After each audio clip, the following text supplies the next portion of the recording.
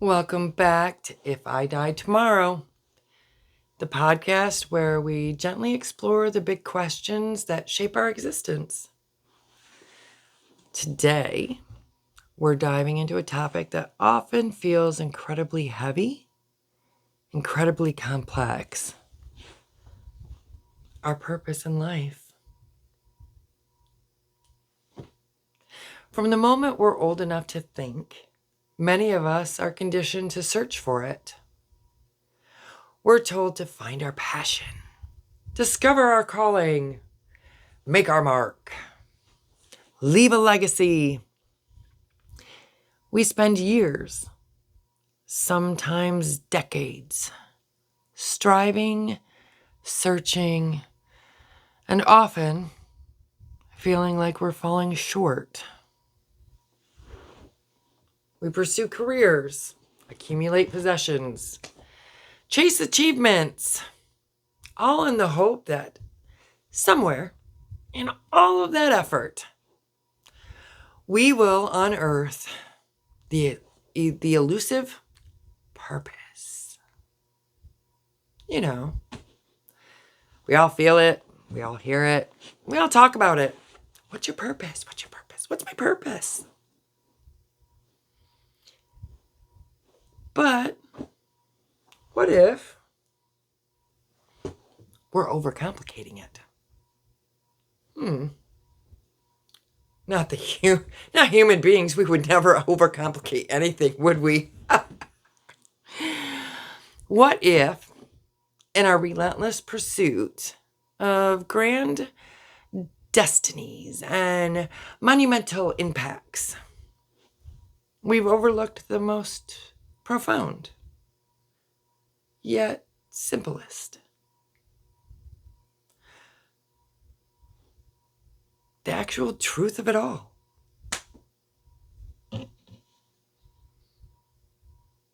What if our ultimate purpose, the one thing that truly matters, is simply to love? I know in other episodes we have talked about emotions. We have talked about legacy. We've talked about kindness, our superpower vulnerability.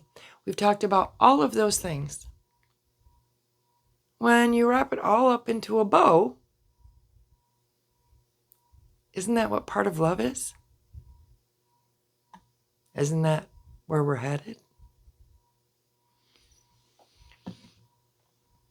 Think about the times in your life when you felt most truly alive, most connected, most at peace.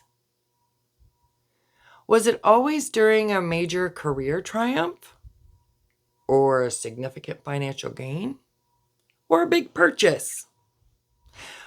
Or was it more often in moments of genuine connection?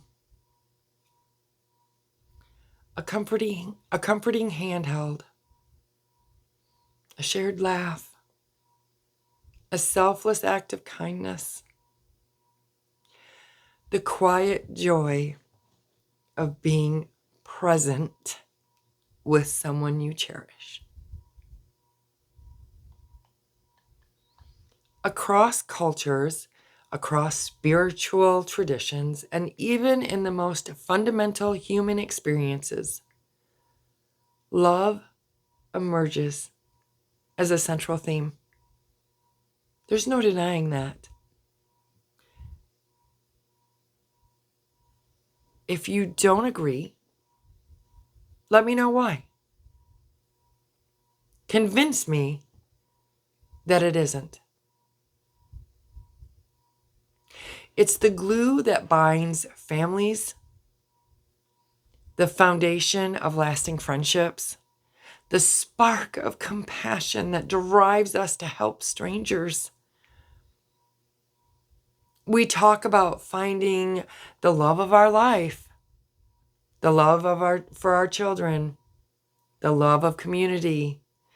It's a force we inherently understand, even if we struggle to define it.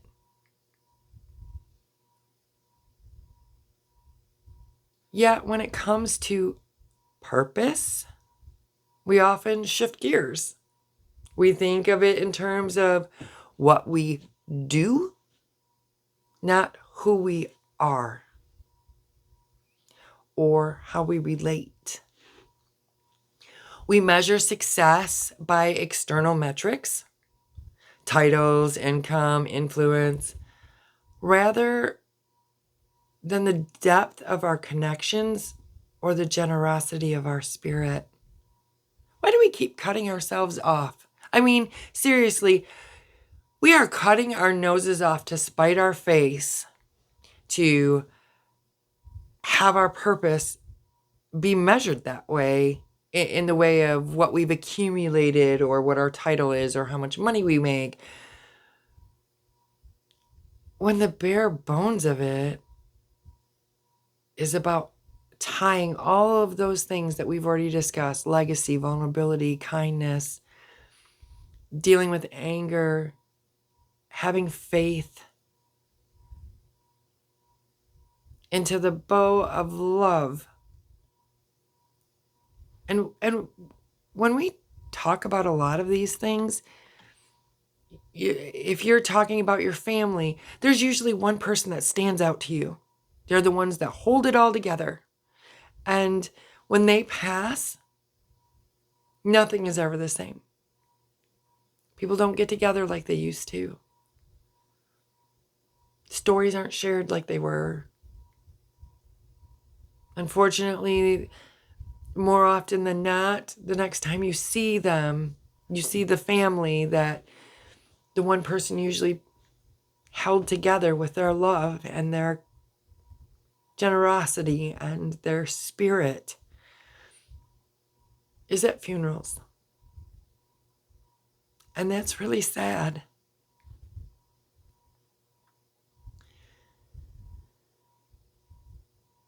Consider the moments when we face our own mortality, which we're trying to be more comfortable with, or the mortality of those that we love. In those raw, unfiltered instances, what truly matters? Is it the size of our bank account? Hell no. Most of us, never mind, we're not going there. Or is it the accolades or awards that we've received? I would have to say no.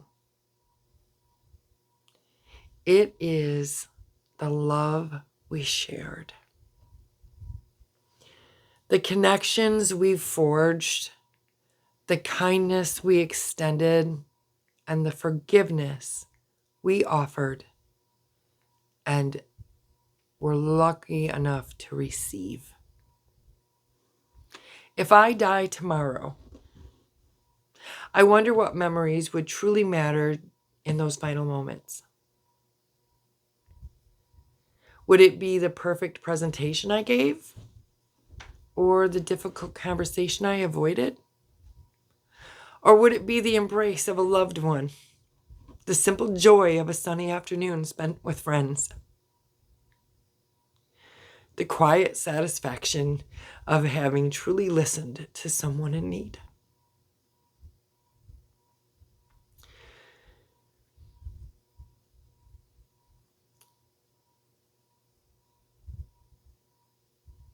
From ancient philosophies to modern spiritual teachings, all of them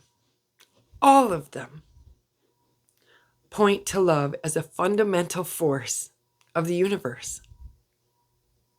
I don't care how scientific you are, or if you believe or you don't believe. There is one thing that almost everyone agrees on, and that is love. Some of us hate love, some of us love love. It all depends on how you look at it, I guess.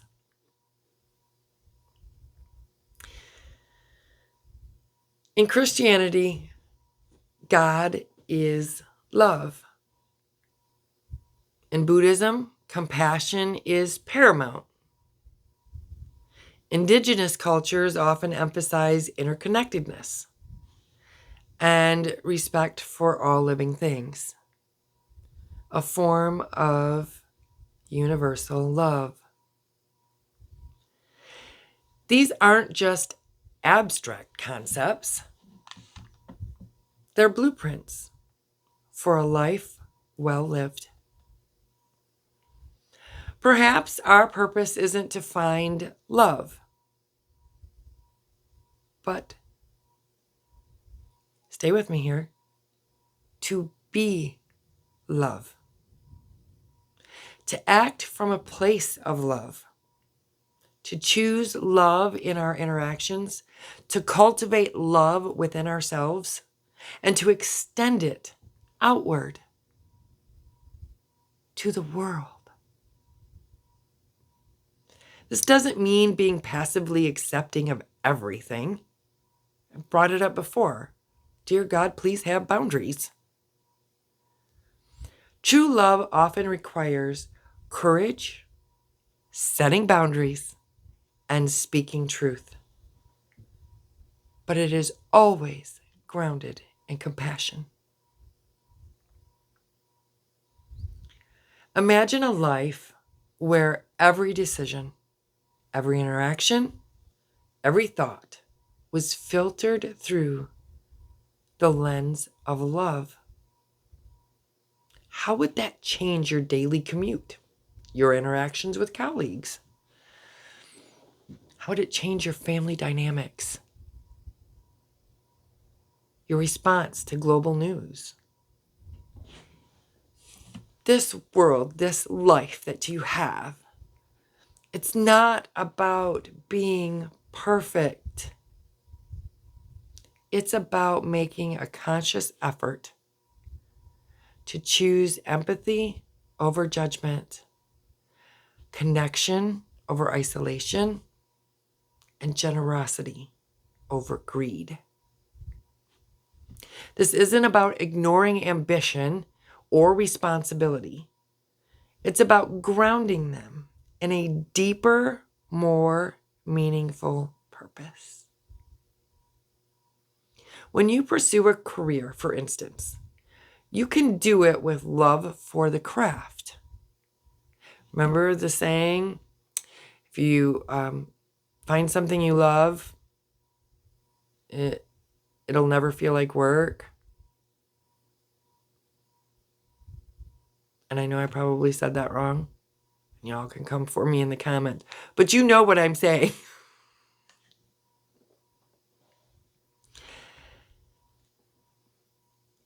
So, when you found that,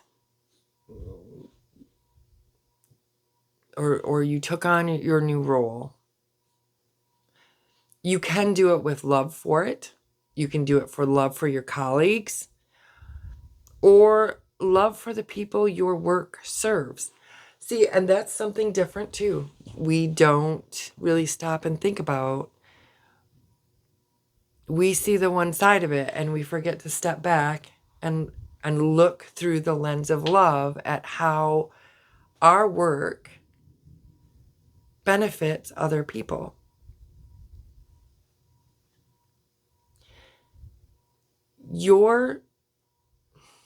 When you're doing that, you including not just work, but your family, your friends. When you do everything out of the perspective of love, it's an act of profound, unconditional giving. And when you care, there is love in every action that you do. If I die tomorrow and my brain, in its final moments, reviews my life, I hope it's not a tally of achievements, but a tapestry of connections. A chronicle of the moments I choose love. in big ways and small ways.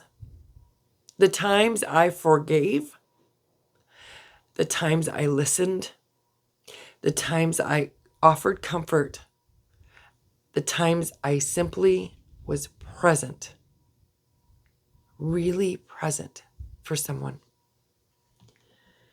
Maybe the grand purpose we're all searching for isn't some monumental task unique to us, but rather the universal yet deeply personal journey of becoming more loving beings.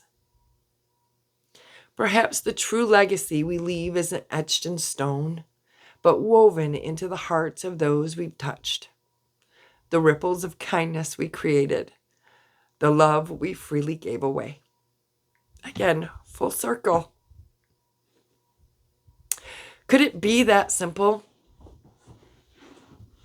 Could the ultimate purpose of this fleeting existence, the very reason we are here, be nothing more and nothing less than to love?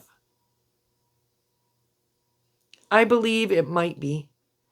And if that's the truth, then living a life of purpose became less about a strenuous search and more about a joyful, continuous act of giving and receiving the most powerful force in the universe.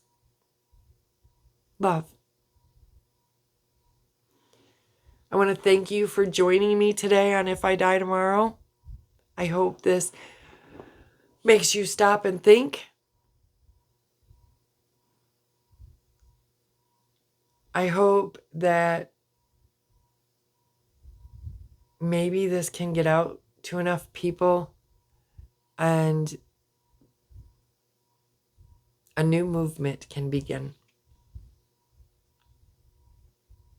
If you know someone that might need to have this little nudge, don't be afraid to share. If you have questions, comments, please make sure to leave them for me. I would love to hear from you. And as we end today's topic and journey together, be kind, be grateful, stay humble. Until next time.